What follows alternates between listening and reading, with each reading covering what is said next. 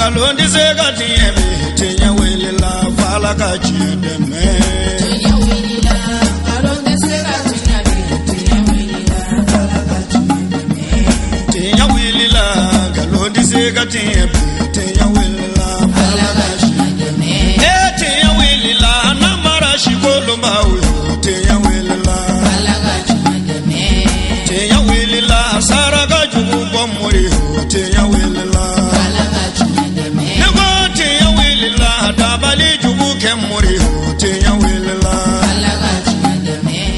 أعوذ بالله من الشيطان الرجيم بسم الله الرحمن الرحيم اللهم صل وسلم وزد وبارك ومجد وكرم على عبدك ورسولك سيدي وسيد المرسلين وإمام المتقين وقدوة الزاهدين محمد وآله طاهرين المعصومين وبعد مشاهدون الكرام السلام عليكم ورحمة الله تعالى وبركاته أمبو فوق ولي من دعا كان يمدل ملكنا عن ملكوكا أو منو سغلمي أننا نستغينا وجلو كنا أتفو أو منوكو أنكا بوجلو كنا ambe korofina balonci kena baka nyinaye asamuga ani sabaye mali ma nyamawye octobre kalota ka ke nyonde kaloye den kerafe keleli kalo fantan falaw nyeji cheli kalo atako mugan sawana me no bena samba flanin tan wolon vla 2017 ma o denfaya yo takadi ankara mogo ma Sayyid Sharif Usman Madan Haidara groupement nyama ba jamiyatu ansar din kuntlena o ko nisoja ani al-islamé o ka kelenya yirali o ko kono o conseil islamique mali alimamu bebi nyogo soro tomba min kono limama ninga fara mali al-islamé muso ka tomba kan ka fara mali al-islamé demsa ka ton kan ijma o ka tase tajammu qiyadat ar-ruhiyya al-islamiyya fi mali no ye groupement de leaders mali dine nyama o fara leno nyogon kan kuluba min kono wala sa koto nyogon tala slameya ya fa nyogon ma slameya mauludu ziyara nyogon bunye moko kapsa moko ye o jakulu belebele min be nin ton nunu bela jelen farla nyogon kan ka wajulu kene belebele sigi ka mali al-islamé o ka kelenya ko yira kene inka ka ala barkada ala min sona ni nyama ya keta kadi mali al-islamé nyamogo do ma no ya Sayyid Sharif Usman Madan Haidara ka yira ka fo ni walide wale mi ajara wiye abena uma wani al-islamé ya ka fenyini nende mali ma nyama wiye sunaya o wajulu belebele inkena kan al-imam Sheikh Fode Sise no ye mali al-mamin ton nyamogo limama alaye kena datke ni bismillah ye anaka folika onaka ni sojal ka ko lu bela jelen lase kana se o conseil islamique nyama bama Sheikh Mahmoud Dikko fokata se ankara mogo era ma Sayyid Sharif Usman Madan Haidara fe munun boraye anga je ku sheria nyoko fe bismillahir rahmanir rahim wassalatu wassalamu ala ashraf khalqillah سيدنا محمد وعلى آله وصحبه وسلم تسليما كثير إلى يوم الدين وبعد سلام الله عليكم يا جماعة المسلمين والمسلمات أيوة أمي مسرونيا نأكل بني دي نكا بما نوتا بما فوشيت نفبلي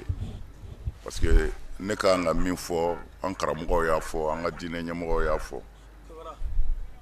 ni kuma bine bolo o de ko barkada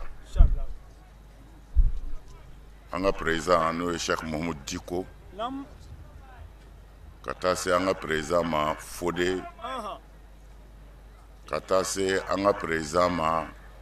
no ye amipi président Isaac Traoré kata se ambauka tomba nyamoma anga foli bi abe anga gouvernement mo minu fona bi kenakaya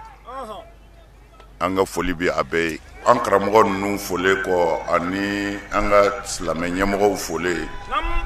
anga foli bi awbe anga fama fole ko ministry ani ministry min yɛrɛ bi an fɛ kɛnɛkaya n'o ye solidarité ministry ani islamɛw ka ministry ani ministry bonda fɛn fɛn ka représentant bi an ka foli bi a bɛɛ o kɔfɛ an ka foli bi an karamɔgɔ fɛn fɛn nana nin kɛnɛ in kan an b'a bɛɛ fo o kɔfɛ mɔgɔ y'i se yan a bɛɛ sara bɛ Ala de bolo n bɛ min f'u ye n'o o bɛ se ka sɔmi o la hami minnu b'u la wajulikɛlaw bɛna wajuli daminɛ sisan o la yanni ka wuli hami min b'i la i b'a yira Ala la an dalen b'a la nin kɛnɛ in kama ala bɛ sɔn ka ko caman ɲɛ sabu ala de ko silamɛw a ye bɛn aw de bɛ fani ba la a y'aw ni ɲɔgɔn cɛ labɛn mali silamɛya tɔgɔ la a bɛɛ bɛ kɛnɛ kan yan su in na a bɛɛ o la fɛn o fɛn n'a bɛ jamana jɔ walima ka du jɔ walima ka adamaden jɔ a fɔlɔ ye bɛn ye bɛɛ wajibiyalen tɛ ko ye silamɛ ye dɛ hali ni kafiriw bɛnna ala b'aw dɛmɛ diɲɛ na yan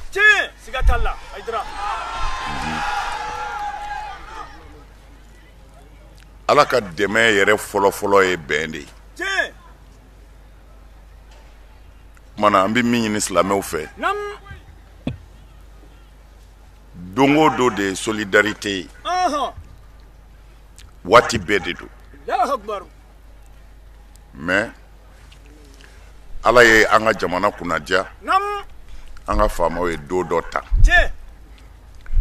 ko ka ɲɔgɔn hakili jigin san ɲumanya na kalo kelen dama tɛ san munmɛ don o caman bɛ sariya kɔnɔ ala ye sun jaga faridaya kalo kelen de la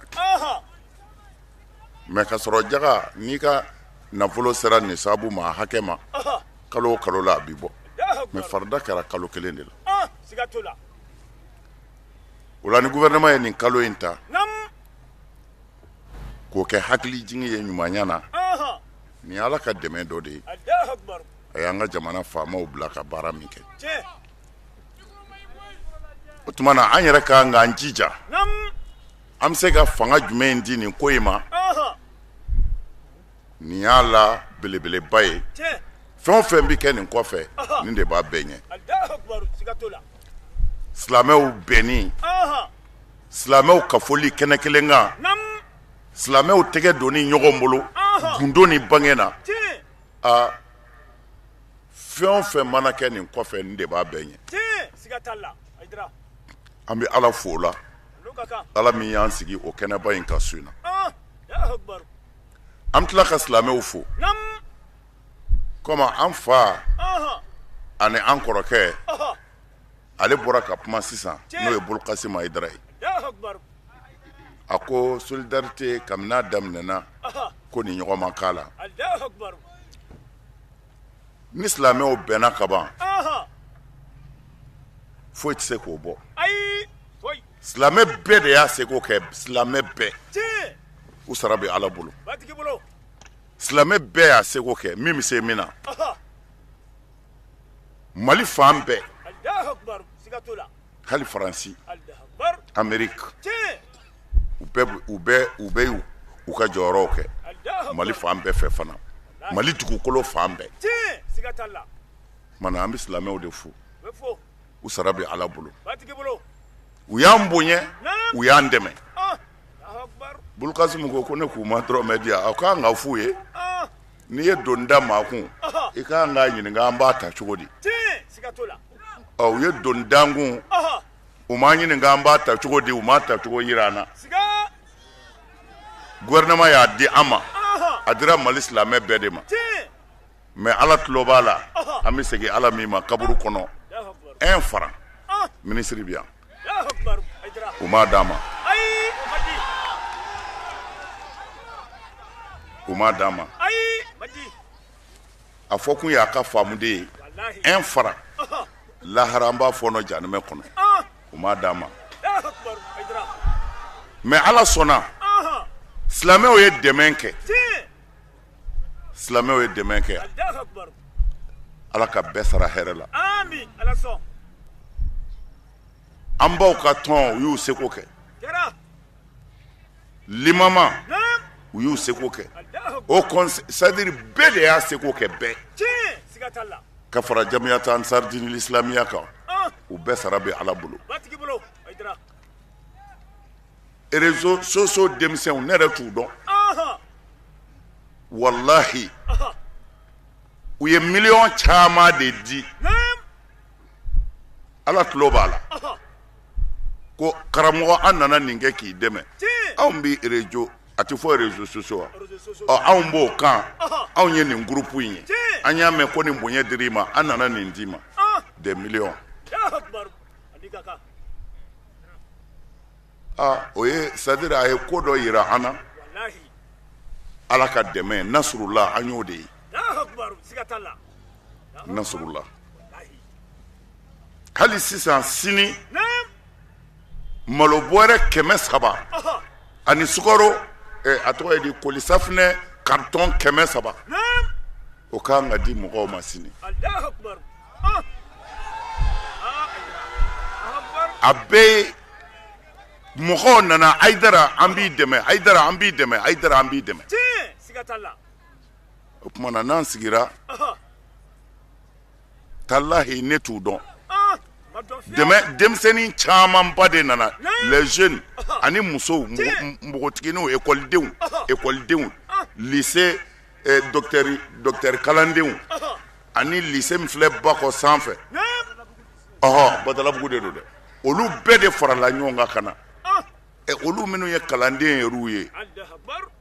u nana ni min a kɛra ala ɲɛna écoledenw o ti u ka soso mɔgɔw to ye dɛ o ye écoledenw de ye bon surɔ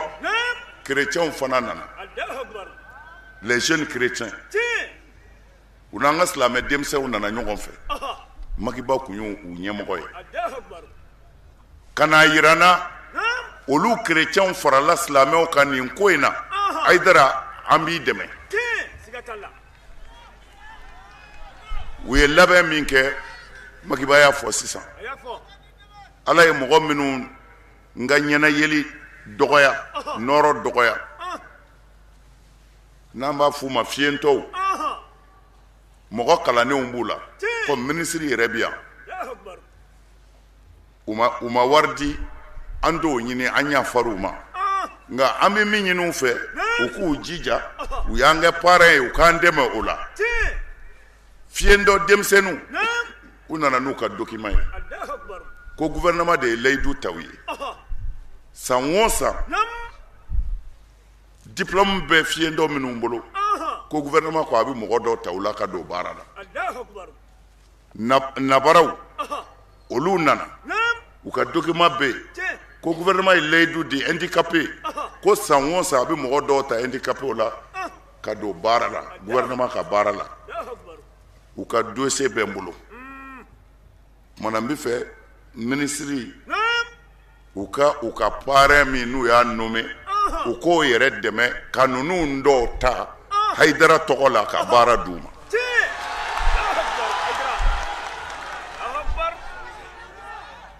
alors an ka Mali chrétien denmisɛnw ni silamɛ denmisɛnw n bɛnna min kan n tɛn'u ka gundo fɔ nk'u ka labɛn b'u bolo u taara yira n na u bɛ taa an balima fiyentɔw fɛ yen ne ka parrain tɔgɔ la ka t'u seko kɛ n k'o ye hɛrɛ de ye kumana an bɛ chrétienw fo k'u wale ɲuman dɔn u ka ŋaniya ɲumanya na olu ye kɛnɛkan ɲumankɛlaw ye ka kɔrɔ dɔgɔtɔrɔsow jɔrɔ olu de fɛ Mali kɔnɔ yan u ti tɛmɛ 5% kan mais u ye dɔgɔtɔrɔsow jɔ n'i bɛna étiquette chrétien présenté ayi i bɛ n'i yɛrɛ furakɛ de i ka kan ka furakɛ cogo min na i b'i furakɛ ten an bɛ chrétienw fo la k'u wale ɲuman dɔn Maki fana an b'u ka denmisɛnnin kulu fo u ye nin ŋaniya ɲuman in min siri Ala k'u sara denmisɛnnin minnu fana nana bonɲɛw kɛ ko réseaux sociaux denmisɛnninw don ko Haidara kanubaw groupe don u ti kelen ye u si ni si tɛ kelen ye u mɔgɔ groupe 4 ɲɔgɔnna de nana dɔw nana ni 1,000,000 ni kɔ ye dɔw nana ni 100,000 ni 240,000 dɔw nana ni 2,000,000 ye ne t'u dɔn mais u nana ko olu ye Haidara kanubaw ye ko u nana an dɛmɛ mana n bɛ fɛ k'a fɔ silamɛw ye y'an dɛmɛ fandanw nisɔndiyara région si tɛ Mali kɔnɔ a ma kɛ yɔrɔ min na dɔw ma di yɔrɔ min na ani joli cercle si tɛ Mali kɔnɔ dɔw ma di yɔrɔ min na ani joli arrondissement si tɛ Mali kɔnɔ dɔw ma kɛ yɔrɔ min na ani joli o tɛ yen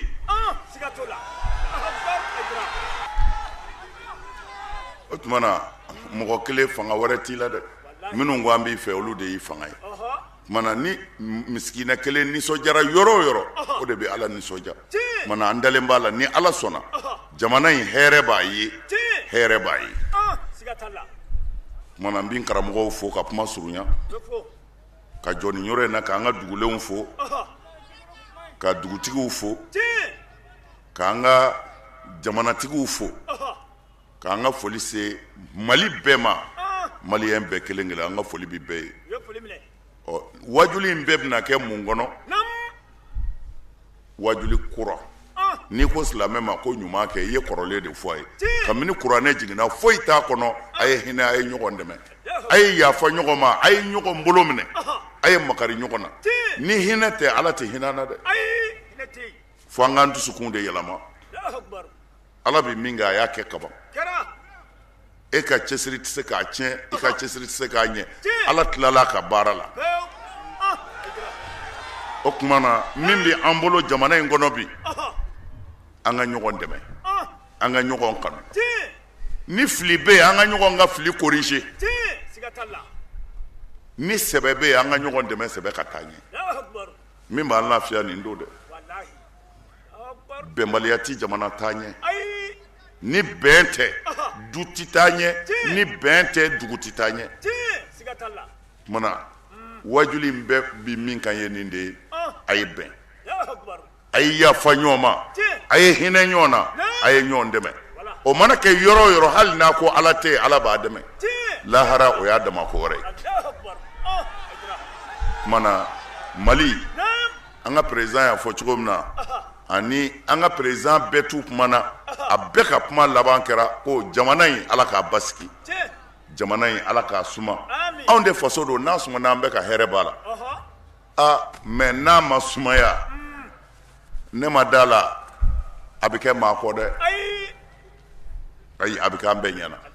mais an tɛ Ala deli o la wulada in na an balima yepegew ka tɔn bɛɛ farala ɲɔgɔn kan ka taa ne fɛ yen o tuma na ko u ka tɔn ye réunion kɛ u dɛmɛbaa tɔn minnu bɛ farajɛ tɔn ni hinɛ tɔn wɛrɛw la k'u ko k'u ka gɛrɛ Ala mɔgɔw la ko parce que olu de bɛ se k'u dɛmɛ nin ko in na olu kɔni bɛ se k'u financer wariko sira kan mais u bɛ fagafagali min na nin ye k'u ka gɛrɛ diinɛtigiw la bon ne yɛrɛ layidu tɛ u ye n ko su in na ni Ala sɔnna nin kɛnɛ in kan n ko an b'a kuma fɔ o tuma na minnu bɛ yepegew faga c'est-à-dire yepege yɛrɛ tɛ o mɔgɔ mɔgɔ y'i tugu ka nin fɔ ko i bɛ fanga ɲini walima i bɛ wari ɲini ou bien i bɛ ko dɔ de ɲini o fɛn in fɔ Ala k'o tiɲɛ i bolo dugukolo kan a tila k'i faga cogo jugu la i tila ka taa jahannama o ti kɔrɔbɔ fiyewu wulibali de fɔlen nin ye walahi maa o maa y'i tugu ka adamaden ni bɔ diɲɛ fɛn o fɛn hɛrɛ ɲinini kama fɔ Ala k'o hɛrɛ in k'i ka bonɛ ye diɲɛ kɔnɔ yan ka tila k'a k'i ka bonɛ ye lahara o tuma na an bɛ fɛ k'a fɔ n'u ye min nɛgɛ ta bila a la kana sɔn n'i kɛra sababu ye i ka diɲɛ tiɲɛna i ka lahara tiɲɛna wa yafa t'a la dɛ k'a fɔ u b'a fɔ a ye ko n'i ye jurumuba kɛ cogo o cogo ko ni Ala yafa deli a bɛ yafa a ye kuranɛ ta k'a lajɛ maa o maa y'i tugu ka mumini kelen ni bɔ Ala ko i bɛ tuubi jahannama de kɔnɔ wali t'a la Ala y'a fɔ dɛ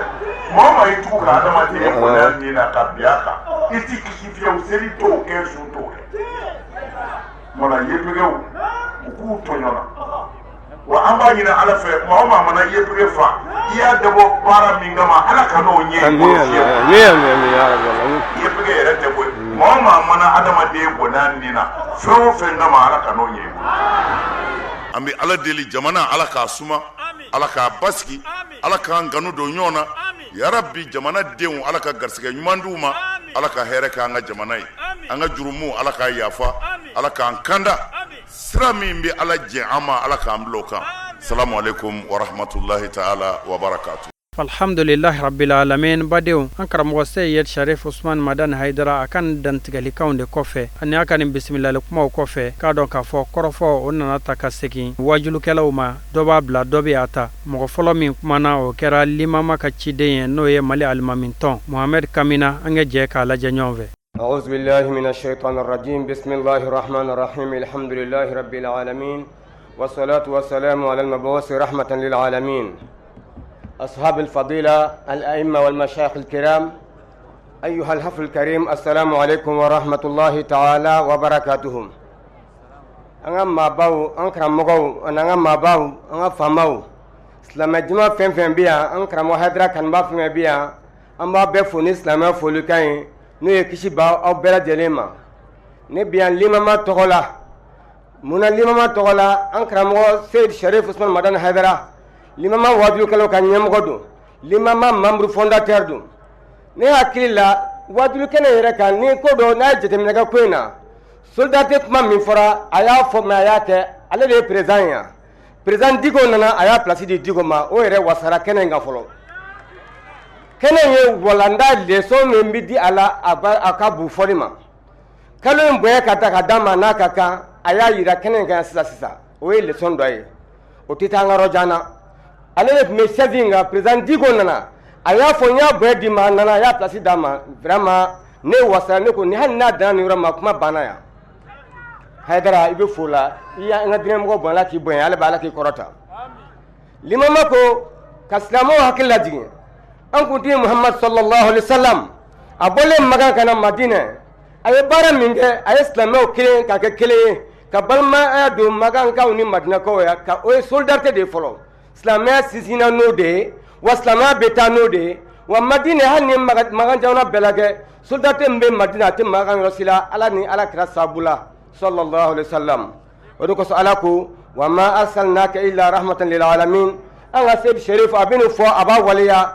san waati bɛɛ ale bɛ nin baara in na. O de kosɔn n'an ka faamaw an ka président Alhaji Ibrahim Boubacar Keita a n'a ka premier ministre Abdoulaye Idrissa Maïga a n'a ka gouvernement mɔgɔ bɛɛ nin yɔrɔ in na an b'u fo k'u waleɲumandɔn limama tɔgɔ la ni an ka tɔnɲɔgɔnw bɛɛ tɔgɔ la. U ye baara ɲuman min ta ka kɛ nin ye k'a di Sherif ma u ye silamɛya bonya n'a ye u ye adamadenya bonya n'a ye o silamɛya ko to ɲɔgɔn tɔ la ɲɔgɔn kanu ani sigi kɛ ɲɔgɔn fɛ u y'o de bonya n'a ye. Yan'o cɛ u ye jɛkulu wɛrɛ ta ka di Mahamudu Diko ma n'o ye président ba ye n'o ye Bonzo Fils o fana ɲɛmɔgɔ taara ka d'a ma o tuma an b'u fo u ye nin baara min kɛ u kana siran u kana yɛrɛ silamɛw b'u kɔ ala barika d'u la nka an bɛ fɛn kelen ɲɔgɔn fɛ solidarité in kɔnɔna na Usman Madan Haidara ka nin denfaya in kɔnɔna na ale min b'a fɔ u ɲɛna tuma bɛɛ a ka kobaw la k'u ka tile u ka ladiliya yɔrɔ dɔ bɛ yen anw mansakaramɔgɔw ka jɛkulu n'o ye Union nationale des médecins arabo-islamiques depuis 2003 programme officiel bɛ yen a fɔra ko convention bɛ kɛ masaw ni gouvernement cɛ diinɛ wɛrɛ jɛkulu bɛ yan n tɛ tɔgɔ fɔ kɛ olu bɛ dɛmɛna gouvernement fɛ o ye fɛn ye a ka ɲi nka ni silamɛya diinɛ kalan fana dɛmɛna o ye kow ɲɛlen ye an b'a ɲini fɛ nin kɛnɛ in kan Usman Madan Haidara ka denfaya kɔnɔna na convention min n'a ɲininen don fɛ Itihad Madasi ya ɲini a bɛ ministre éducation bureau la yen u k'a lajɛ u k'a waleya diinɛ wɛrɛ mɔgɔw bɛ dɛmɛ cogo min na mansa tɔn minnu bɛ programme officiel kɛ o fana ka dɛmɛ nin yɔrɔ in na yan an b'o ɲini fɛ nin kɛnɛ in kɔnɔna na ala k'o ɲɛ ka d'a ma bɛn ni keleya kɔnɔna na ala ka samiya dɛmɛ wassalamu alaikum wa rahmatullahi ta'ala wa barakatuhu. Alhamdulillahi rabbil alamin. Bade o bannen kɔfɛ i k'a dɔn u nana kɔrɔfɔ tɛngun Amin Pi ka ciden na nisɔndiya min bɛ Amin Pi la nin ko in na ani waliɲuman dɔ kuma minnu b'u bolo ka fɔ ko in na k'a dɔn k'a fɔ ciden a y'o bɛɛ lajɛlen lase kɛnɛ kɔnɔ an ka ɲɛma da o fɛ. Assalamu alaikum wa rahmatullahi ta'ala wa barakatuh. Ya Rabbi ala ka so hɛrɛ d'an ma ala ka mantɔrɔ bɛɛ ɲɔni ala ka sabu ɲuman k'an ye hamina ko ala k'a bɛɛ lajɛlen nɔgɔya ala ka hinɛ an ka taabaw la ala ka yafa k'u ma ala k'u dayɔrɔw nɛma ala k'an yɛrɛ ta ɲa k'an ka dow makɔnɔ kira ba in lahɔrɔma kɔsɔn sɔli ala rasul. Alhamdulillah ala fɔlen kɔ ka ala tanu silamɛw an b'a fɔ kuranɛ min n'o y'an ka dusturi kuranɛ an bɛɛ lajɛlen b'a kalama k'a jiginna Saudiya dugukolo kan n t'a f'i ɲɛna Maka n t'a f'i ye Madina kuranɛ jiginna Saudiya dugukolo kan kuranɛ k'a bɔ ka cari bɛɛ lajɛlen ka kuranɛ sɔrɔ diɲɛ bɛɛ ka kuranɛ sɔrɔ o ye turikiw ye turikiw de y'o kɛ kuranɛ k'a durusi mɔgɔw fɛ mɔgɔw ka kuranɛ durusi mɔgɔ fanba ka kuranɛ durusi o ye Moritanikaw ye kuranɛ k'a kɔrɔ fɔ k'a tafsiru kɛ k'a bayanu o ye Égyptiens ye nka ka baara kɛ ni kuranɛ ye fɛn min ye silamɛw k'a dɔn kuranɛ ye fɛn min ye ka baara kɛ ni kuranɛ ye o ye anw fɛ yan nɔ Mali la yan o dɔnni kɛbaaw o ye jɔnniw ye n karamɔgɔ minnu filɛ nin sanfɛ n bɛ hakɛto ɲini k'u fɛ Bani Hashimiyu Zamzamiyu o ye dɔ ye Ustaz Mahamud Diko o ye n karamɔgɔ dɔ ye o kuma n kana n jɔ kɛnɛ in kan k'a fɔ kun bɛ kuma n kuma sulilen bɛ kuma bari n tɛ se ka n kunkɔrɔta n karamɔgɔw ɲɛna silamɛw diinɛ in an b'a fɔ a nana Muhamadu y'a di anw de ma anw farafinw kɛrɛnkɛrɛn ma Mali la bari kuranɛ ye fɛn min ye anw de b'a nɔgɔ bɔ Fatiha n karamɔgɔ bɔra k'a fɔ sisan ko alhamdulillahi tanu bɛ Ala de rabbil alamina Ala min ta ye diɲɛba in n'a kɔnɔfɛnw bɛɛ arrahmani Ala e min ye diɲɛ nɛɛma labɔlen tigi ye arrahim Ala e min ye lahara nɛɛma kɛrɛnkɛrɛnlen tigi ye maliki yawmiddini Ala e de kiyama jɔ don masa ye iyyaka na'budu Ala i ka dɔn anw bɛ de bato anw bɛ de bato wa iyyaka nasta'inu Ala anw bɛ dɛmɛ ɲini e de fɛ an ye jama de fɔ ihdina siratal mustaqima Ala anw kanda i k'an bila siran tilennen kan ta'awun tɛmɛnen b'o kan wa balimaya tɛmɛnen b'o kan wa sinjiya tɛmɛnen b'o kan wa n'an ka dumuni kɛ o b'anw de fɛ yan Mali la yan balimaya sinjiya kelenya o min fɔra o b'anw de fɛ yan nɔ n'o tɛ i bɛ bɔ yan ka taa an dafɛ dugu la i t'o sɔrɔ yen dɛ o kuma na o sababu ye maa minnu ye an karamɔgɔ ninnu de don olu de y'anw bilasira yaasa an bɛ se k'o baara in waleya o kuma na an bɛ foli di an karamɔgɔ ma k'a fɔ a ni ce a yɛrɛ ye a ni ce Mali kɔrɔtali la ani ce Mali kɔrɔtali la wasalamu alaikum wa rahmatullahi ta'ala wa barakatuh. Alhamdulillahi rabbil alamin badew ni de tɛmɛna kɔfɛ kɔrɔfɔ nana ta ka tɛngu kɔnfɛnat n'o ye Mali alisilame musow bi ɲɔgɔn sɔrɔ kɛnɛba min kɔnɔ Mariam Danbele ale tun ye olu ka mɔgɔbɔ ye a ye laseliw kɛ ka wajulukan sanumanw di an ka jɛ k'a ɲɛmada fɛ an b'a fɔ ko minan dira minantigi ma wa a y'a sɔrɔ minan in bɛ a bolo ka hakɛto ɲini ne nisɔndiyalen ba sigilen bɛ silamɛ bɛɛ lajɛlen folen kɔ nin jama sanumanba in cɛ ani muso ka hakɛto ɲini bɛɛ lajɛlen fɛ ka foli bila an ka Haut Conseil Islamique président ba ma Alhaji Mahamud Diko ka Alhaji Mahamud Diko fo a ka cɛsiri la tile fɛ ani su fɛ Mali ye ani malidenw ye ani silamɛya ye k'a fɔ kɛnɛ in kan k'a fɔ su in na ni tigi bɛ nin kɛnɛ in na ale de ka kɛnɛ don an bɛ ka kuma n'ale ka kuma di o kɔfɛ k'an ka alimami tɔn mɔgɔw fo an ka alimami bɛ Alhaji fo de wajuli tɛ bile fo foli ale folen kɔfɛ ka AMIP président fo Saka ka Tarawele o foli kɔfɛ ne bɛ ka kuma ni mɔgɔ minnu da ye n'o de ye Mali silamɛ musow ka fara ɲɔgɔn ka jɛkuluba n bɛ n bolo minɛ n bɛ n bolo jigin t'a la mɔgɔ o mɔgɔ ko la ilaha illallah muhammadu rasulullah sallallahu alaihi wa sallam muso la a bɛɛ lajɛlen bɛ ɲɔgɔn sɔrɔ tɔnba min kɔnɔ o de ye INFM ye a présidente ba ka kuma de bɛ ne da kɔnɔ silamɛ muso bɛɛ tɔgɔ la wajuli la n'o ye tanti Kaja Togola ye o kɔfɛ ka foli lase groupement président ma n'o ye parrain ye ka foli lase an ka Lishna président ma Elhaji Mofa Haidara baara min kalifara Mofa Haidara la a ye baara in kɛ ka ɲɛ dɔgɔkun kelen ɲɔgɔn an bɛ taa ni ka segin na ɲɔgɔn nɔfɛ sirifikɛ bɛ a ka baara dɔn a b'a ka diinɛ fɛ a b'a faso fɛ ko Mofa ni ce an b'ale ka baara ye résultat de kunna o kɔfɛ ONG Al Farouk kɔnta o ni y'i ka baara de ye nin bɛɛ bɛ silamɛya kelen de kɔnɔna la k'i fo k'i waleɲuman dɔn kuma min bɛ ne bolo kuma saba dɔrɔn don n bɛ hakɛto ɲini karamɔgɔw fɛ dɛ bari ni kalanden tora ka kuma karamɔgɔw ɲɛna a b'a yira karamɔgɔ yɛrɛ la k'a fɔ an ye baara min kɛ nɔ yera la ni kalanden bɛ kuma karamɔgɔ ɲɛna a tɛ siran kun bɔ olu de ye fiye corriger baga ye n'i filila yɔrɔ min na o bɛna a dilan o tuma na kuma saba de bɛ ne da kuma fɔlɔ-fɔlɔ ne bɛ fɛ ka cɛba dɔ de fo cɛba min n'a taɲa kuma mɛnna kosɛbɛ n'a bɛ wele ko Ba Madani Hayidara ko ne ko Ba Madani Hayidara ma su in na nin kɛnɛ belebeleba in kan ko assalamu alayka ya Ba Madani Hayidara ni cɛkɔrɔba in ye so falen nka a ma sa a taara ka yiri min to bɛɛ filɛ yiri suma kɔrɔ kabiri kunun fo bi ne bɛ fɛ ka foli di muso dɔ ma musoba min y'a hakili to a cɛ ka yiri turulen n'a ka ji kɛ a la ka yiri ladon ka ɲɛ ni yiri ma sa Aja Basa ko Basa ma k'a Tarawele sani mɔgɔ min ka ɲaga fɛnba fofo nɔ la dɛ min y'a fofo i kan ka ɲaga o de la den ɲuman o wolobaga jamado kara ni neri banna an bɛ Ala deli nin den sɛbɛ suguw de la diɲɛ bɛɛ pour que diɲɛ ka jɔ Ba Madani Hayidara den Elhaji Usman Sherifu Madani Hayidara maa min ko da ka kumu dɛ wa maa min ko di yɛrɛ ka di i da la maga n'o tɛ di ka di koyi i ni ce i faso ye kunun don jana ka musow bɔ langolonbila la k'u bila cɛlabato la i ni ce i faso ye kunun ka denw bɔ dangadenya la i ni ce i faso ye kunun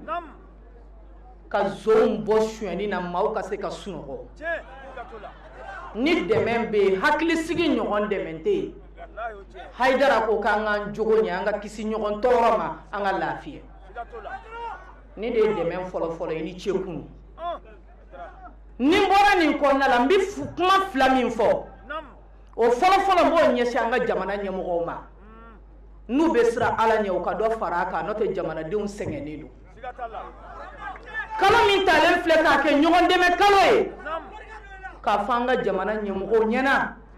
ko fanga min b'u bolo tile fila fanganin don min ye fanga d'u ma o de ye Ala ye bada masakɛ wa ko siga t'a la u sirilen bɛna Ala sɔrɔ dugu jukɔrɔ don dɔ la k'u ka jamana kɔnɔdenw lajɛ a kana kɛ da ka kumakan ye kalan tɛ anw bolo bilen baara t'an denw bolo bilen misikinaw bɛ kasi la tribunal la u ka dugu kelen nɔfɛ ni fɛn min nana k'a ka tila jamanadenw ni ɲɔgɔn cɛ sɛgɛn bolo ma caman bɛ minnu bolo tan bɛ minnu bolo olu bɛ kelen sɔrɔ k'a kɛ 11 ka sɔrɔ fɛn tɛ minnu bolo olu ma kelen sɔrɔ ni yɔrɔ in na an b'an profiter k'a f'u ye hali bi u k'u cɛsiri ni Ala ye ɲɛmɔgɔya d'i ma y'i kanu ka doni girin don k'u kɔfilɛ hali bi jamanadenw na n ka kuma filanan bɛ nafolotigiw kan ni maa min bakiluyara Ala ko kuranɛ kɔnɔ fa innama yabkhalu ala nafsihi n'a y'i diya i bolo meleki i kan na i tɛ dugu dɔ la maaw balola ye nafolotigiw a ye hinɛ fantanw na pɔsi tɛ kasange la a y'a bɔ bangi la a bloquelen yana aw yɛrɛ ka bloquer kaburu kɔnɔ muso cɛsatɔ bi kasi la dɛ yatimɛdenw nɔgɔlen bɛ ka taa ekɔliso la muso bɛ jiginniyɔrɔw la u niw bi ka kasara cogo tɛ anw musow bolo dɛ nafolotigiw a ye sarakati bɔ wa a ye jaka bɔ Ala yɛrɛ de ye ɲɔgɔn dɛmɛ in fɔ mɛ dɛ silamɛya jɔsen durula jaka de a bɛ bɔ san o san de o ɲɔgɔn solidarité tɛ yen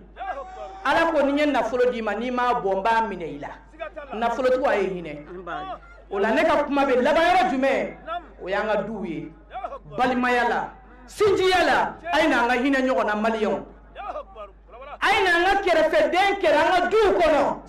a ye n'an ka sinjiw kala a ye n'an ka balimayaw kala a ye n'an ka sigiɲɔgɔnyaw kala ni jɔn ye min di i b'o de sɔrɔ i ka kaburu la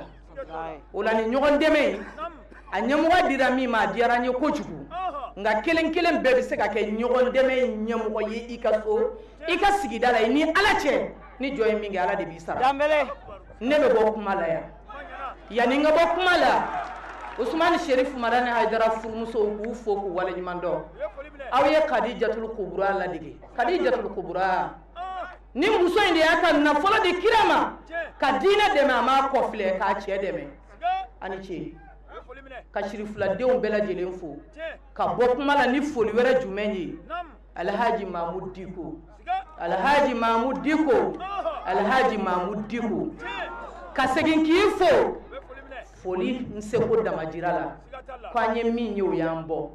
min kɛra o y'an bɔ wa an jigi sigira an hakili sigira Mali Ala k'a kolo suma Mali Ala k'a kolo suma ni degun nana an musow fɔlɔ de b'a dɔn cɛsa musow nisɔndiyara Bani Haidara yatimɛdenw nisɔndiyara Sirifikɛ Haidara banabaatɔw nisɔndiyara Sirifikɛ Haidara misirivɛlaw nisɔndiyara Sirifikɛ Haidara den minnu bɛ yen n'u ye dɔrɔla sɔrɔ u ma bangebaaw ka hinɛ sɔrɔ pupiniyɛri la u nisɔndiyara Sirifikɛ i n'i dɛmɛɲɔgɔnw Haidara Mali bɛɛ lajɛlen nisɔndiyara bɛɛ sewara san wɛrɛ ɲɔgɔn tuma Ala k'a jira an na ni fili min yera kuma la denmisɛnniya don f'i ye korrigebagaw de sigilen filɛ ne karamɔgɔw ni filimaya la n bɛ Ala tanu aqulu ma tasma'un wa astaghfirullaha li wa lakum wa lisa'iri muslimina min kulli zanbin fastaghfiruhu innahu huwa ghafurur rahim wa akhiru da'wana anil hamdulillahi rabbil alamin. أعوذ بالله من الشيطان الرجيم بسم الله الرحمن الرحيم وصلى الله وسلم وبارك على سيدنا ونبينا محمد وعلى آله وصحبه وسلم تسليما سلامو سيكيكما منا أنا بكما شوينا نكرك كرة أن نكرمغو كونو كرك kɔrɔ fila de kun bɛ ne la Mali la fɔlɔ kun ye Sheikh Mahmud Diko ye filanan kun ye président IBK ye mais bi a tora président IBK dɔrɔn ma o ye kelen de ye n kɔrɔkɛ kɔrɔ ye bi Mahmud Diko ye n kɔrɔkɛ kura ye alhamdulillah an nisɔndiyalen don n kɔrɔkɛ ko ne ka kuma au conseil islamique tɔgɔ la kada kan ne ye au conseil islamique tɔnden ye Sirifikɛ kun y'o de fɔ yan a ko k'i ɲɛ bɛ nin maa minnu na yan nin kelen de ye tɔn ninnu bɛɛ maa ye imama anw de y'a sigi o kuma la an kɔrɔkɛ y'a fɔ ni ko silamɛ ma k'a ka kuma solidarité kan o kuma la i ye silamɛya yɛrɛ sigikun i y'o fɔ Ala ye silamɛ ɲumanw a y'olu tanu ministre yɛrɛ y'a fɔ parce que a b'a dɔn silamɛw b'a fɔ silamɛya ka solidarité tɛ kalo kelen ye ayi silamɛya ka solidarité ye don o don ye silamɛya bɛ maaw wele k'u bila o de la olu ka solidarité don o don maa minnu ye Ala kɛra bɔnnaw ye a ye mankutun dɔ jogo dɔ da u la yaasa an k'u ladege a ye Seydina Ali n'a ka denbaya kɛ misaliya ye a ko wa yut'imuna at-ta'ama ala hubbihi miskinan wa yatiman wa asira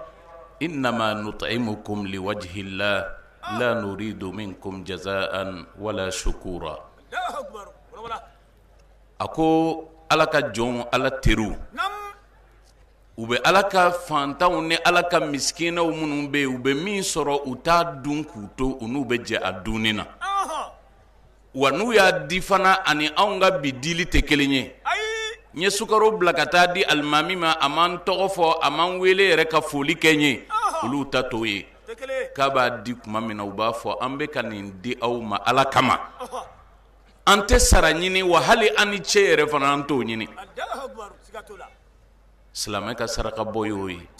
silamɛ bɛ min sɔrɔ i ni silamɛ ɲɔgɔnw bɛ jɛ a la Ala y'an bila o de la a ko kuranɛ kɔnɔ suratul bakara kɔnɔ a ko ya ayyuhallazina amanu anfiqu mimma razaqnakum min qabli an yatiya yawmun la bay'un fihi wala khullatun wala shafa'a wal kafiruna humu zalimun. Ako aw minnu limaniyalen don an mun dalen don Ala la,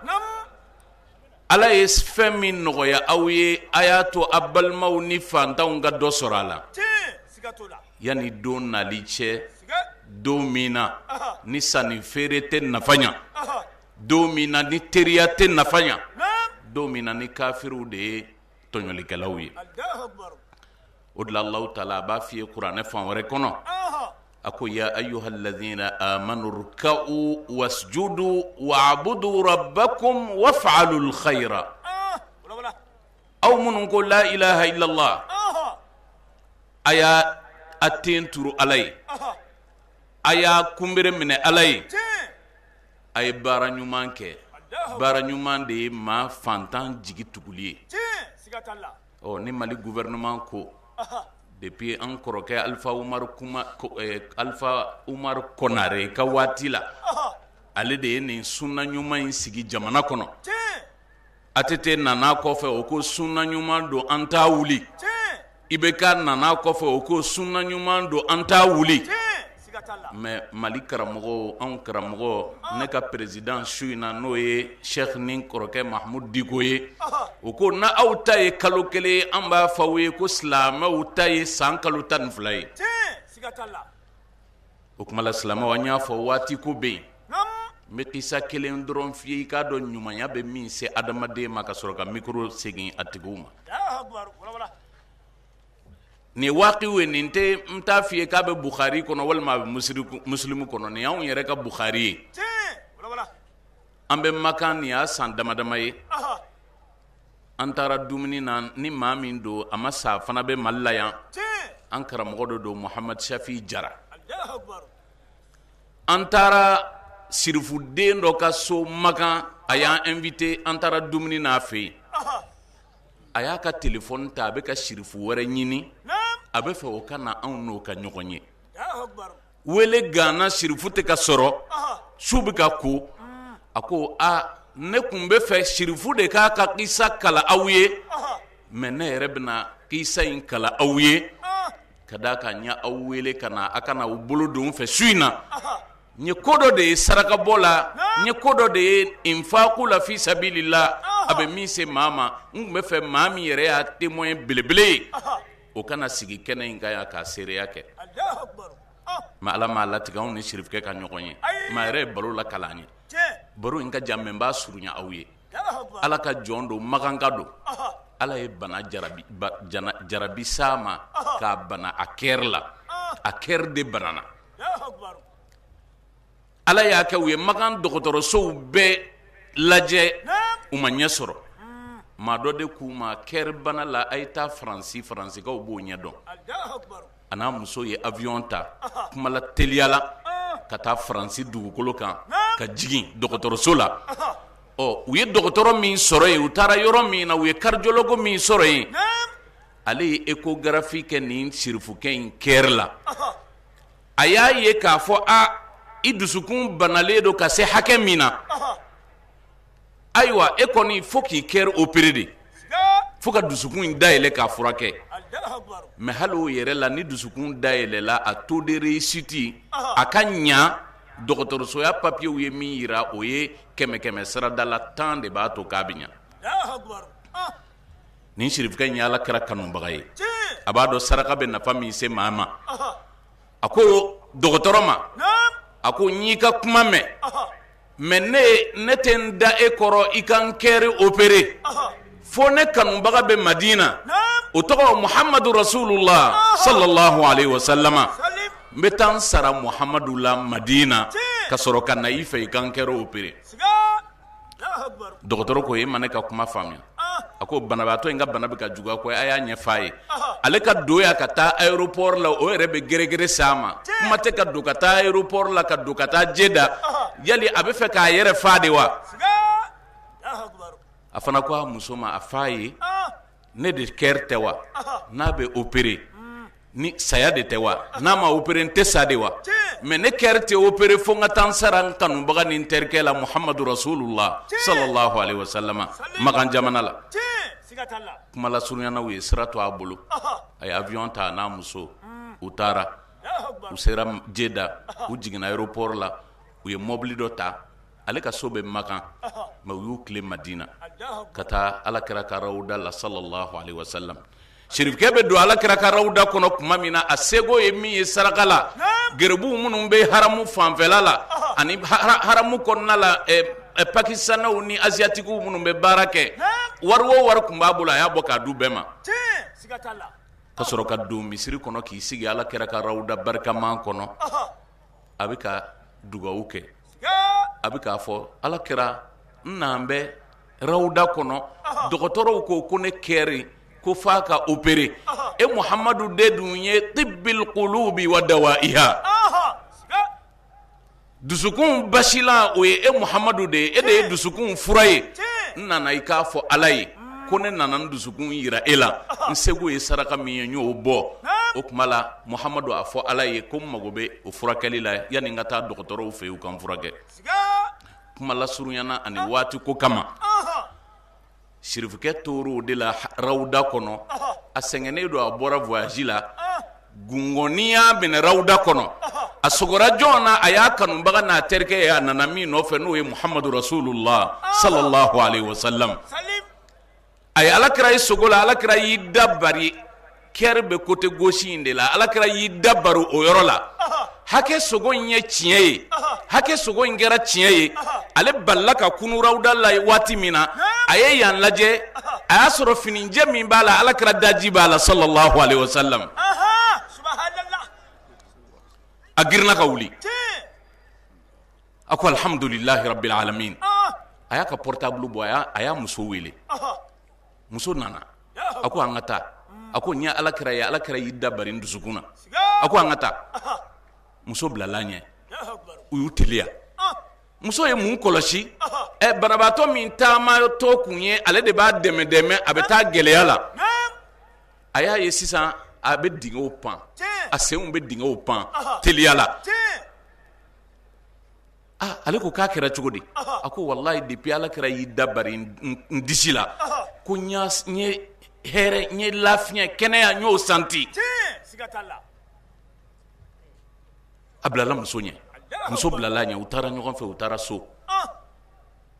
somɔgɔw nana foli la a tun tɛ se ka min kɛ fɔlɔ ale tɛ se ka yɛlɛ sanfɛ a yɛrɛ ma mais sisan a bɛ yɛlɛ teliya la i n'a fɔ kuma lasurunyana dɔrɔn i n'a fɔ foyi t'a la a somɔgɔw nana fɔ ko ayiwa i komi faransigaw de tun ko bana b'i la e yɛrɛ ɲɛ b'a la bi nɔgɔya sɔrɔ la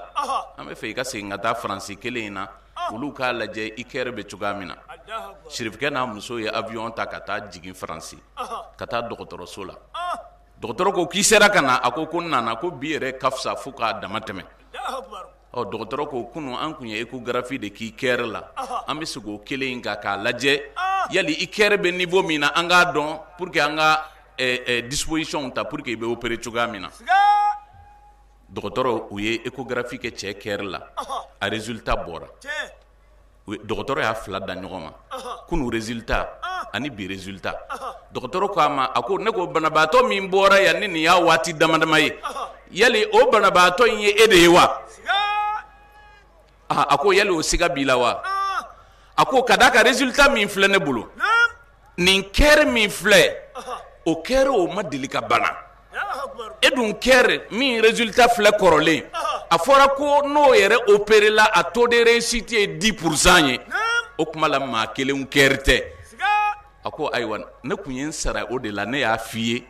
k'i ka muru tɛ don ne kɛrɛ la fo kɛrɛw furakɛbaga o bɛ min n'o bɛ Madina fo n ka taa n sara o la o k'a fɔ kɛrɛ damasa ye o ka ne dusukun furakɛ silamɛw mun ye nin se nin ma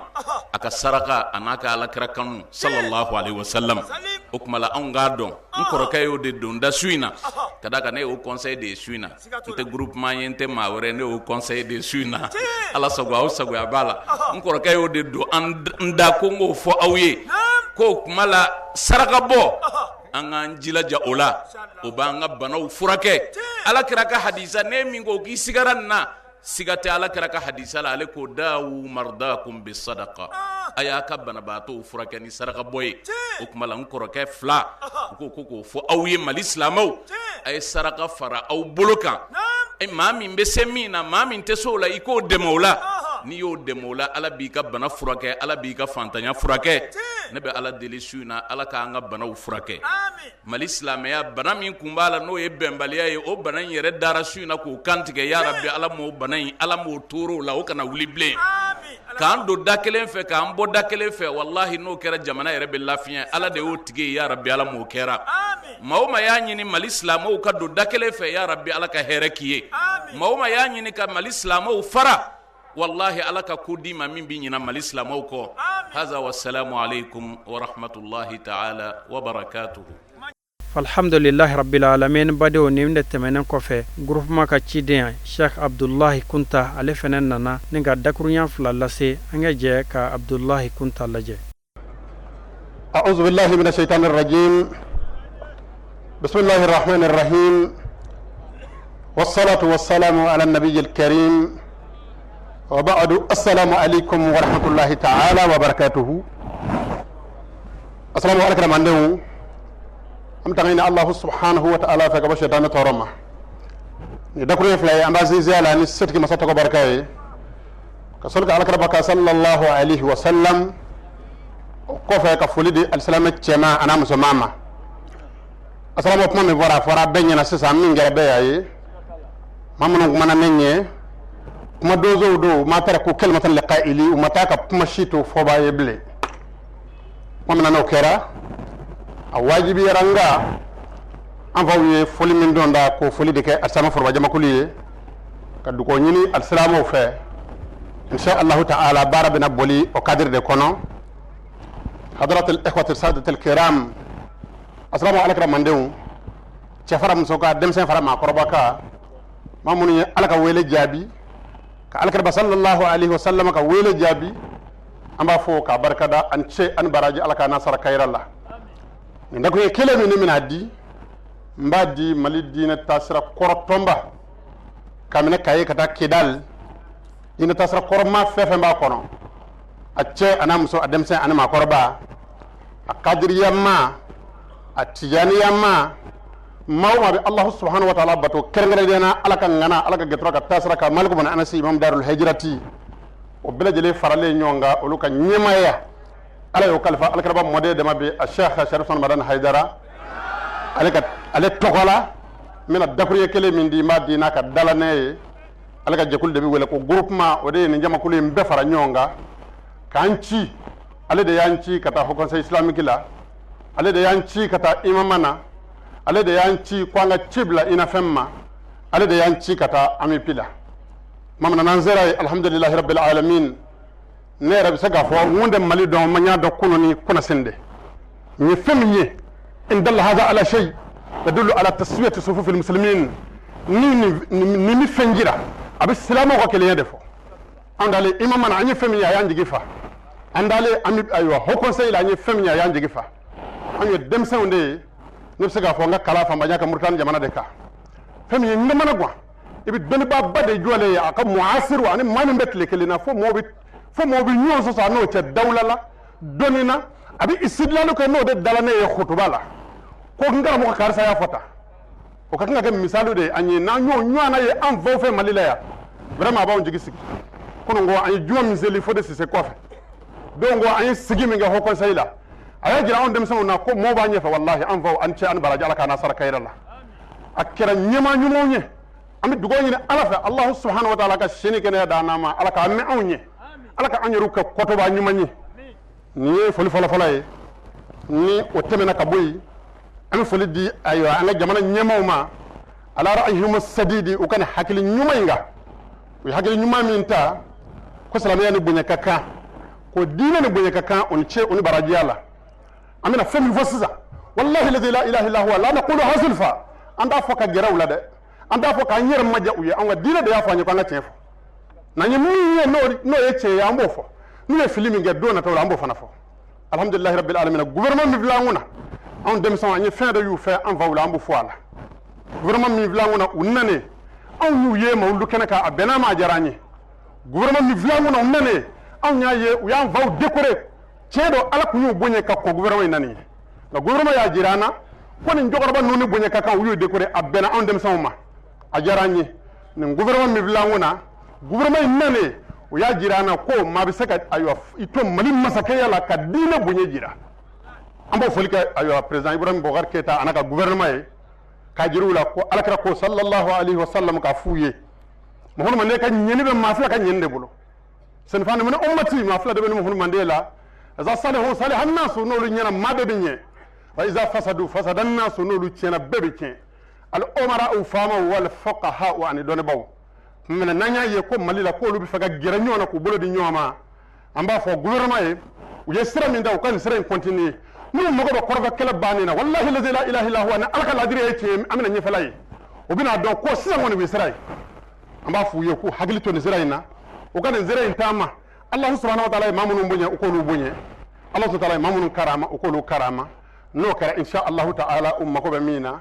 ni Allahu ta'ala sɔnna a ma o bɛ sɔrɔ barikada laban waati cogo kama an b'o di gouvernement ye bonya di an karamɔgɔ min ma n'a ye bɛɛ lajɛlen jɛ baara in na ka silamɛw kɛ kelen ye bi ka Allahu subhanahu wa ta'ala nisɔndiya ni an ye an b'a fɔ k'a barikada anw ye tarikhul islami kalan an ye sira nabawiya kalan an ye ala ka gɛtɔ kibaru min k'an m'a ye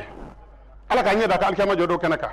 ashari ul hakimu muhammadu mustafa sallallahu alaihi wa sallam anw ye alikiyama kibaru de mɛn k'an n'a ma ɲɔgɔn ye nka kuma min na ni paaranya kalifara an fa a n'an karamɔgɔ a sheikh sarifan madani haidara ma a kɛra exemplaire ye a ye alakira photo jira an na an y'a kala tarikhi la ko ala ka gɛtura ala ka ŋana kuma min na n'a ye hawazinaw dayɛlɛ o ye ayiwa dugu dɔ de ye ala ka kira ka ayiwa kɛlɛ y'a minɛ waati koronnen don alakira ba ko a ka sahabaw ma a ko a bɛ ganimaw fara ɲɔgɔn kan an bɛna taa Taifa n segimatɔ n bɛna ganima tilan silamɛw ni ɲɔgɔn cɛ n bɛ fɛ k'a jira i la ni sheikh Usman Madani Haidara y'a bolo fila kɔrɔta ka hɛrɛ ayiwa keru k'a minɛ Kaye ka taa Kidal a y'a sɔrɔ a mɔkɛ nɔ na alakira sallallahu alaihi wasallam taara Taifa a ko k'a f'u ye ko nafolo min sɔrɔ la ayiwa hawazina ko k'a fara ɲɔgɔn kan jɛ Irana ko a segimatɔ k'a bɛna silamɛw sɔn ala ka kira nanen n'a ye ayiwa a sɔrɔ u ye ganima fara ɲɔgɔn kan taara k'u ye min sɛbɛn k'a dɔn ɲamɛ 24 baganmisɛn 40 ani kɔ warijɛ ukiya ayiwa 4 ani kɔ ala ka kira nan'i sigi ka silamɛw ɲɛda filɛ o don y'a sɔrɔ a ye maganda yɛlɛ a ma mɛn Abu Sufyana bɛ jama cɛ la a ka limaniya ayiwa ka sɛbɛkɔrɔ dɔ kɔ kunun ko masakɛ kun don makan bi a kɛra kisa iri nasi i n'a fɔ maa tɔw ala ka kira a ka lafu filɛ ala ka ba ko ayiwa jama ma sisan kɔni nin ye ganima tilatɔ ye ne ye kuma laban ye a ko a ye ɲamɛ 100 ani warijɛ ukiya 40 di Abu Sufyana ma farifan min kun b'a la kamana guwa min kun b'a la lafu min kun b'a la lafu banna o yɔrɔ la Abu Sufyana wulila k'i jɔ k'i ɲɛ cɔrɔ ala ka kira ɲɛna ni ala kira tɛ dafa se ka kɛ a ko ayiwa wabuni Yazidu den dɔ fana bɛ ne fɛ o tɔgɔ ye ko Yazidu ala ka ŋana ala ka gɛtura a ko a ye ɲamɛ 100 ani ukiya 40 di Yazidu fana ma Abu Sufyana ko nin min m'o sɔn tan de ya a ko n den wɛrɛ bɛ yen o tɔgɔ ye ko Muawiyata a ko a ye ɲamɛ 100 ani ayiwa ukiya 40 di Muawiyata fana ma cɛ kelen n'a denw ɲamɛ 300 ani ukiya 100 ani 20 ala ka kira y'a kɛ dakuru ye damadɔ ne ne don walima n b'a fɔ a ma ko Muawiya ne ko kuma ye ɲɛna ko e kelen n ka du de bɛ yan du wɛrɛ tɛ yan nka ala ka kɛ ye nin kɛ ala ka mɔden ye o de misaliw jira an na o tuma an bɛ dugawu kɛ k'a ɲini Allahu subhanahu wa ta'ala fɛ ala ka n'a ɲɔgɔnna caya an ka diinɛ kɔnɔ ala ka alisilamɛya dɛmɛ ni ɲɔgɔnnaw ye ala k'o k'a ka alaya kama ala k'o kɛ alakira sallallahu alaihi wasallam n'a bɔnna sanumaw kama n'o fɔ a ma kɔrɔfɔ laban ye ladilikan ye an yɛrɛw yɛrɛ dama ni ɲɔgɔn cɛ akhwal muslimin balima alisilamɛw usikum wa iyaya wasiyatal awwalina wal akhirin ma ladi yɛrɛ k'u ladile kɔ fɔlɔma ni labanma ye ɲɔgɔn ladini min ye ma ladi n'o ye hiya ilamu an la dina wala insaniyata illa bi ta'awuni diinɛ tɛ yen n maanifinya tɛ yen n'an ma ɲɔgɔn dɛmɛ k'an bolo di ɲɔgɔn ma liyuqawwiya al-qawiyya ad-da'ifa jango maa min ala ye fanga di min ma o k'a ka fanga dɔɔni zinga fandan ma wa fihi manfa'a kabira diniya wa dunyawiya nafa ba bɛ ɲɔgɔn dɛmɛ na a diɲɛ ta a maanifinda a n'a diinɛ ta lidhalika la tasluhu hayatu zaddari o de kama an ka nin diɲɛ sosigi a ɲɛnamaya ti ɲɛ fiyewu wala siyasatu mulukiha wa hukumatiha a gouvernement a faamaw ka fanga ti sabati fiyewu illa bi tarabuti bayna al-aswadi wal ahmari fo finman ni jɛma ka jɛ k'u bolo di ɲɔgɔn ma wa ta'amuli fima baynahum ka jɛ ka baara kɛ ɲɔgɔn fɛ an ka jamana mago b'o min na an karamɔgɔ y'a fɔ sisan ko nin gɛnɛ in kan ko dugaw bɛ minɛ wallahi la ilaha illa huwa dalanen min don anw jigi ka ɲi ala tɛ sɔn a ka nkalon tigɛ o tuma n y'a dɔn ko dugaw bɛ minɛ ya rabbi ala ka finman ni jɛma bolo di ɲɔgɔn ma ala ka finman ni jɛma dusukun di ɲɔgɔn ma ala ko k'a ka alaya kama groupement mi yen mbara nge ka sababu ye ka mal islam jekulu be fara nyonga ala ka barka do ayo groupe toyna ala ka barka do islam ton bela ala ka barka do al islamiyya la ala ko kaka ala kama waffaqana allah lima fihi salahu dinina wa dunyana ami ala dili ala kan be sababa ma togola mi manga dienye ka ngala haranye amin ya rabbal alamin fa innahu waliyyu dhalika wal qadiru alayhi wassalamu alaykum wa rahmatullahi ta'ala wa barakatuh.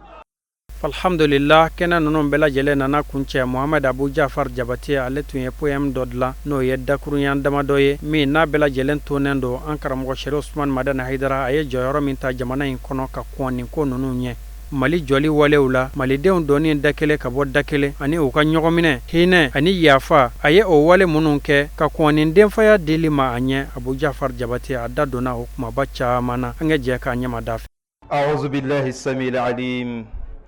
من الشيطان اللعين الرجيم بسم الله الرحمن الرحيم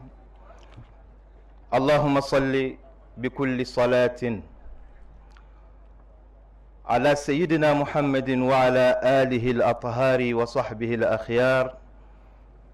بكل صلاة صليت عليهم من أول النشأة إلى آخر الكمالات. أمبدو an be jeyini an ka shirufu fɛ ani an karamɔgɔw fɛ ka foli ani waleɲuman dɔn kɛ bɛɛ lajɛlen ka dugawu kɛ bɛɛ ye k'a fɔ bɛɛ ye assalamu alaikum wa rahmatullahi wa barakatuh. Alhamdulillah an kun ye suku dilan n b'a fɔ bamanankan na nka kɛnɛ cogoya la an y'a kɛ arabukan ye ka tila an bɛ sɔrɔ k'a bɛɛ fara ɲɔgɔn kan bamanankan na inshallah. Poyi an y'a kun tɔgɔ da de Muhamadu ka du a bɛ fɔ Kulubali la a bɛ fɔ Jara la a bɛ fɔ Jalo la a bɛ fɔ Diko la a bɛ fɔ Jakite la a bɛ fɔ Jara la o tuma anw bɛɛ bɛ diinɛ min na n'o ye Alakira Muhamadu ka diinɛ ye tɔgɔ de bɛ bɔ tɔgɔ la mais jamu ye kelen nin ye Tijaniya ye o tɔgɔ dɔ ye nin ye Kadiri ye o tɔgɔ dɔ ye nin ye Shia ye o tɔgɔ dɔ ye nin ye a kana kɛ gasi ye nin ye Sunamɔgɔ ye o ye gasi ye o ye tɔgɔ dɔ ye mais a bɛɛ lajɛlen jamu ye ko silamɛ a bɛɛ jamu ye ko silamɛ a bɛ komi ni Jaralakaw fɛ yen Seyidu bɛ yen Mamadu bɛ yen Bakari bɛ yen nin bɛɛ lajɛlen jamu ye ko Jara Bakari Jara Sulemani Jara Seyidu Jara o tuma na Shia silamɛ Tijaniya silamɛ Kadiriya silamɛ kuma ka faamu o cogo la Ala k'an bɛɛ sababa ma o tuma poyi an bɛna daminɛ n'Ala ka jɛ ye bani dari dari al-Mustafa la tadabaru ala al-hubbi shadaha asasan tanasaru هل الدين إلا الحب لا غير إخوتي تهادوا تعاونوا ودوما تزاوروا على ما تشاتموا على ما تقاطعوا على ما تحاسدوا على ما تكاثروا على ما تنابزوا على ما تقاتلوا على ما تجسسوا على ما تساخروا فكل مفارق لكل ملاحق بكل شفيعنا لحق مناصر أميبي وهو كونسي وليدر وإنفم لمام عناوين لشاي نتاجر أميبي وهو كونسي وليدر وإنفم عناوين ولمام عناوين كشاي نتاجر دعوا فوق كل الاعتبارات أحمدا فنعماه راحما وصولا تآزروا هو الرحمة الوسعى ونور ديارنا ففيه تواصلوا بحسن تحاوروا وذا خير درس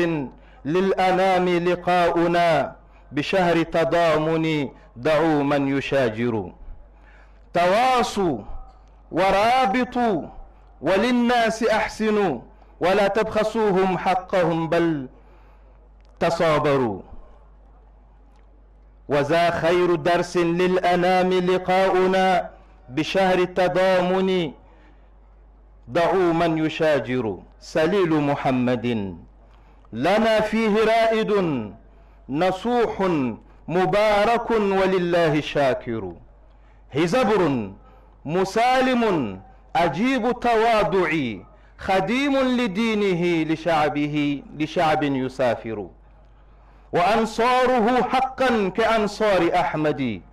وكل الذي يهواه صدقا مهاجر. أيا ليس باسطا لقد زدت في الدنا.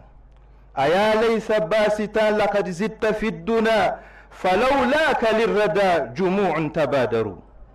عظيم إليه في المهام التجاؤنا فعرش يسوقه قوي وماهر. على حامل الكل صلاة المهيمن وآل وصحبه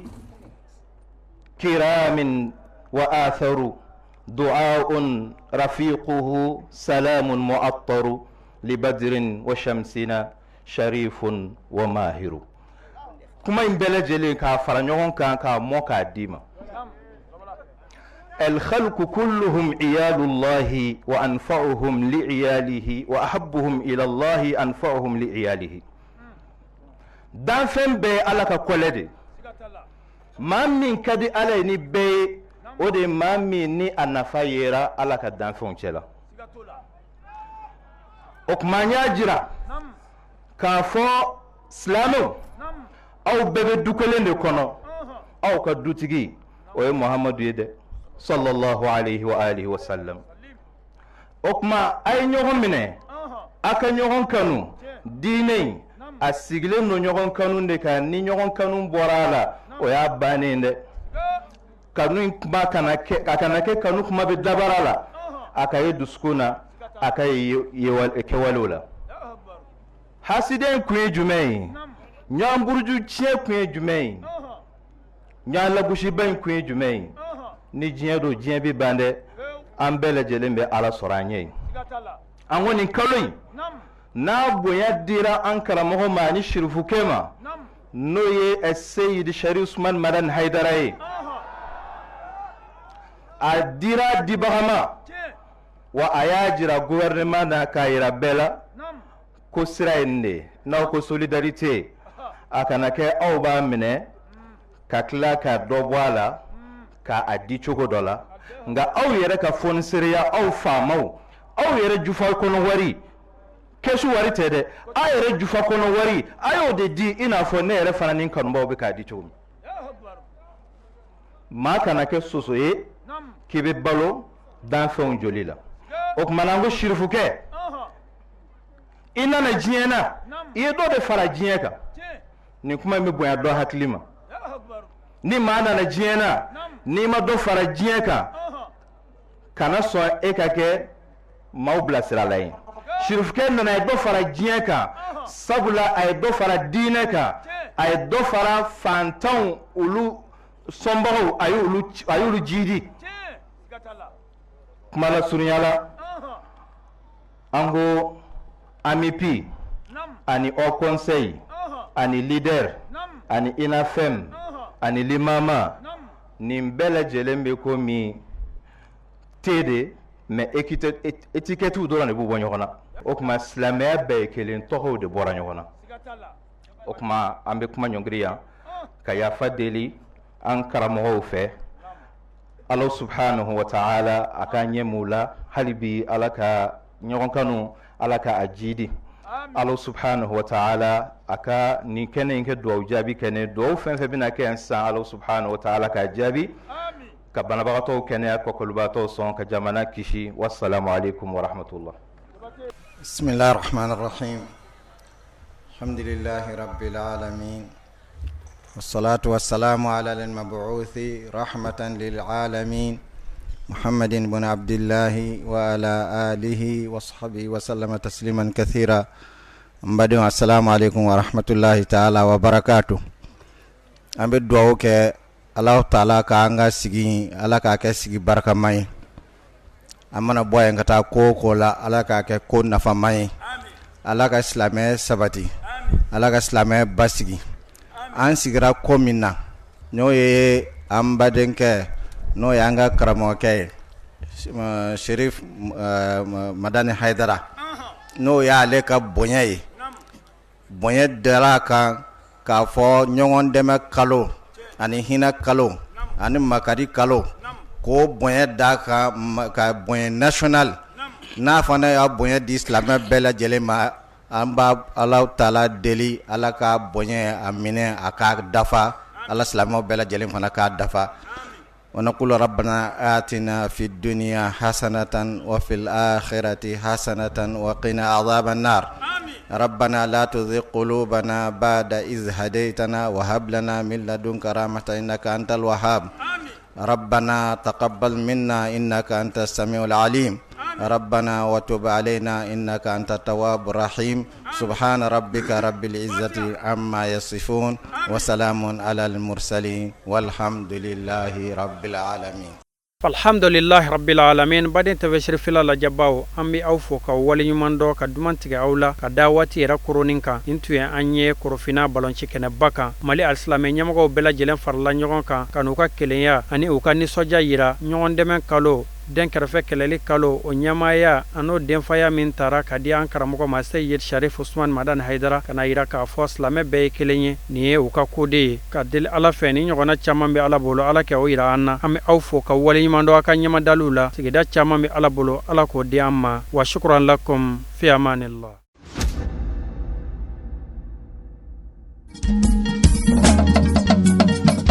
tinya wilila hangalondi zega tiebe tinya wilila fala ka chideme